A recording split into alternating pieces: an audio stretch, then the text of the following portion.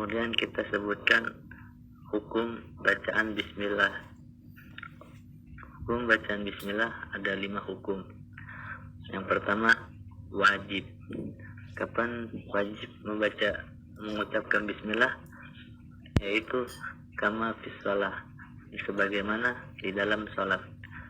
Wajib di dalam salat pada saat membaca Al-Fatihah pada keadaan berdiri di setiap rakaatnya. Wajib membaca Bismillahirrahmanirrahim dalam Fatihahnya, baik dia salat wajib maupun salat sunnah, baik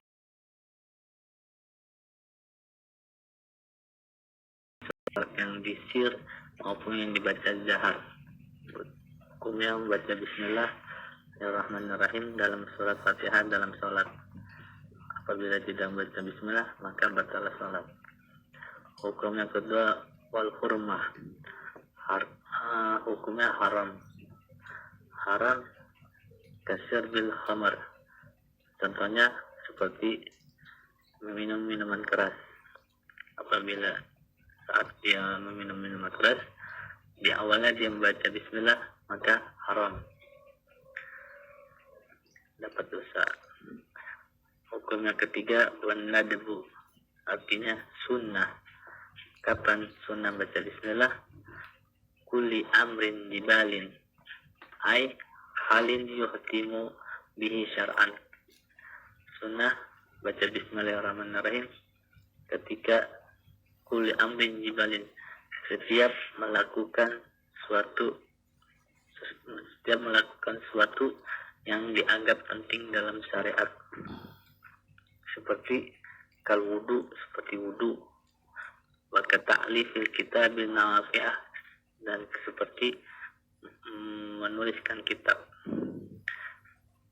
dan banyak hal-hal lainnya seperti makan.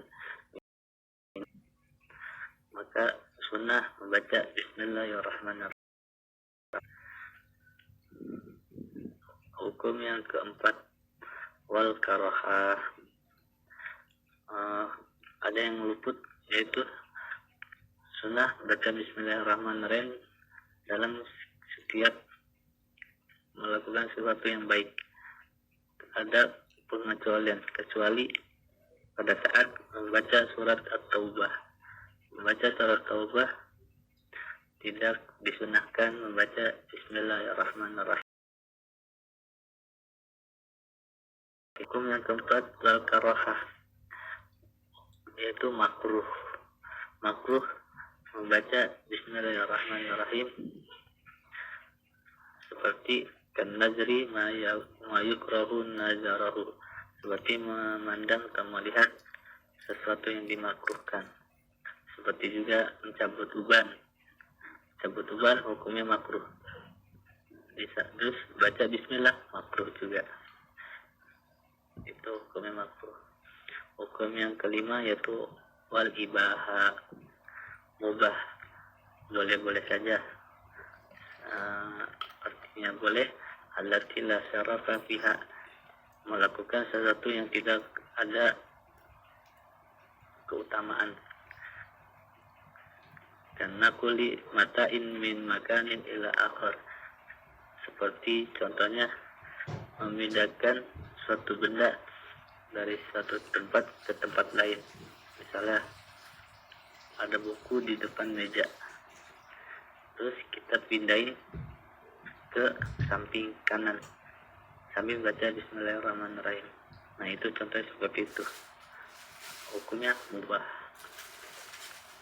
Walhasil, setiap melakukan kegiatan, Rasulullah SAW secara pribadi dan menganjurkan kepada umatnya untuk senantiasa mengawali aktivitas kegiatan melakukan sesuatu itu dimulai dengan Bismillahirrahmanirrahim. Pada intinya, tiap gerak-gerik kita, tiap ucapan kita, semuanya disunahkan untuk membaca Bismillahirrahmanirrahim. kecuali yang telah kita sebutkan tadi dalam hukum-hukum dalam baca bismillah.